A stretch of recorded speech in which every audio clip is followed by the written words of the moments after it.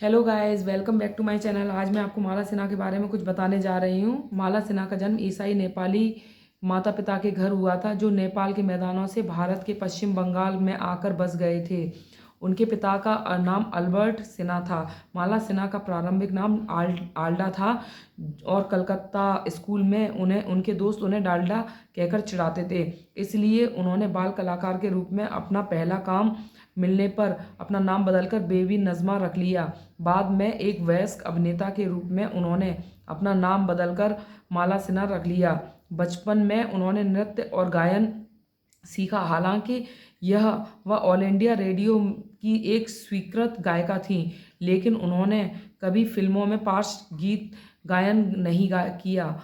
एक गायिका के रूप में उन्होंने 1947 से 1975 तक कई भाषाओं में स्टेज शो किए हैं।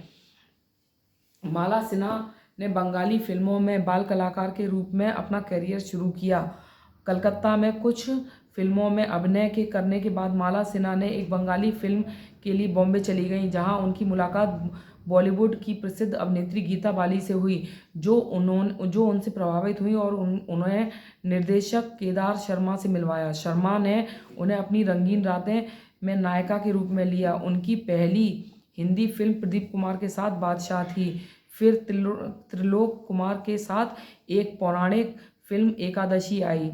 दोनों फिल्मों ने अच्छा प्रदर्शन नहीं किया, लेकिन किशोर साहू की हेमलेट में प्रदीप कुमार ने साथ में मुख्य भूमिका में ने उन्हें बॉक्स ऑफिस पर असफल होने के बावजूद प्रशंसात्मक समीक्षा दिलाई। लाई बत्ती लाई बत्ती निषिद्ध प्रेम के बारे में रोमांस और सुंदर युवती मार्सिया की भूमिका निभाई। ऑल इंडिया रेडियो में गाती वह ऑल इंडिया रेडियो में गाती थीं। उन्हें फिल्मों में पार्श्व गायन की अनुमति नहीं थी। एकमात्र अपवाद 1972 की ललकार थी। 1950 के दशक में उन्होंने प्रदीप कुमार के साथ फैशन डिटेक्टिव और दुनिया न माने जैसी हिट फिल्में दी। प्रदीप कुमार के साथ उन्होंने जो फिल्में दी वे पुरुष प्रधान फिल्में थीं। 1957 में प्रसिद्ध बॉलीवुड अभिनेता ने उन्हें निर्देशक गुरदत्त से ने माला सिन्हा को अपनी फिल्म प्यासा में एक ऐसी भूमिका में लिया जो मूल रूप से मधुबाला के लिए थी।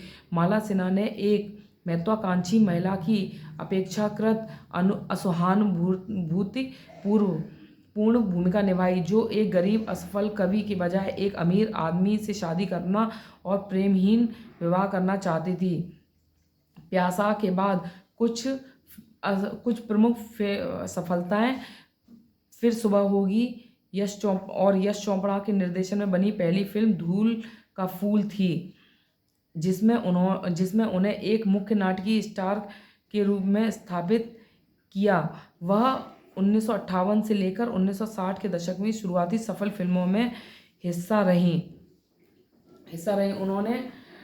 उन्होंने 1950 से 1970 के दशक तक बंगाली फिल्मों में लगातार मुख्य भूमिकाएं निभाई। किशोर कुमार के साथ लुचुरी और केलाघर, साथी हारा और शोहोरेर इटिकोथा जैसी फिल्मों में उनका अभिनय सराहनीय रहा। 1978 में बॉम्बे में माला सिन्हा के घर में आयकर छापे के दौरान उनके बाथरूम की दीवार से 12 लाख रुपए की नकदी के बंडल बरामद किए गए, जो उस समय की बड़ी राशि थी। शुरुआत में माला सिन्हा ने कथित तौर पर अधिकारियों को बताया कि उनके पिता ने बाथरूम की दीवार में छिपाए थे। हालांकि जब मामले की सुनवाई के दौरान उन्हें अदालत में पेश किया गया तो उन्होंने कथित तौर पर कहा कि उन्होंने एक एस्कॉर्ट के रूप में काम करके पैसे कमाए। कहा जाता है माला सिन्हा पैसे खोने से डरती थी और कहा जाता है कि उन्होंने अपने पिता और वकील अल्बर्ट सिन्हा के सलाह पर वेश्यावृत्ति को स्वीकार करने का कठोर कदम उठाया था।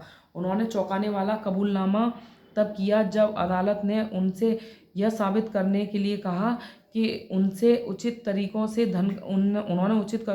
धन कमाया है। अदालत ने उन्हें पैसे रखने की इजाज़त दी। ऐसा कहा जाता है कि इस साहसिक स्वीकृति ने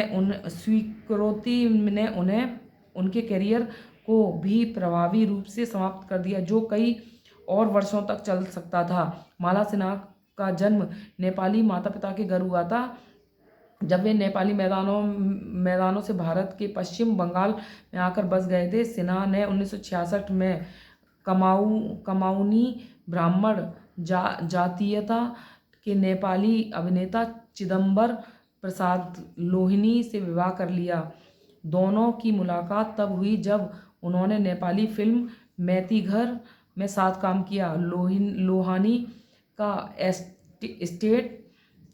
एस्टेट एजेंसी का व्यवसाय है, जो अपनी शादी के बाद वह फिल्मों की शूटिंग के लिए मुंबई आकर रहती थी, जबकि उनके पति नेपाल में रहकर अपना व्यवसाय चलाते थे। उनकी शादी से उनकी एक बेटी है, प्रतिभा सिन्हा, जो एक पूर्व बॉलीवुड अभिनेत्री हैं। दशक के उत्तरार्ध से दंपति और उनकी बेटी मुंबई के बांद्रा में एक बंगले में रह रही हैं। 2017 में उनकी मृत्यु तक उनके घर में रहती थी। सो गाइज, ऐसी थी माला सिन्हा जी। सो गाइज, जय हिंद, जय भारत।